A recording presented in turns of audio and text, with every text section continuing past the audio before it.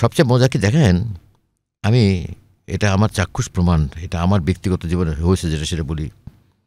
বিকাশ কতদিন চালু হয়েছে? বেশি দিন না, বেশি দিন না হলে তো তাও তো 10-15 বছর তো হবেই, 10 বছর, তাই না? আমার বাবা মা খুলনায় থাকেন, আমি থাকি ঢাকায়। যখনই বাবা অসুস্থ কিংবা মা অসুস্থ, আমার ভাইয়ের হাতে ফোন করে বলে, ভাইয়া 5,000 টাকা দরকার। কী করবি? মাকে হসপিটালে নিতে হবে। বলেছে টাকা পাঠাতে কয় মিনিট লাগে, কয় সেকেন্ড লাগে, কয় মিনিট লাগে? 1 মিনিট 2 মিনিট লাগে। আপনি বিশ্বাস করবেন না, আমি টাকা পাঠাবার আধা ঘন্টা থেকে 1 ঘন্টার মধ্যে আমার 5,000 টাকা থেকে 10,000 টাকার কাজ চলে আসছে।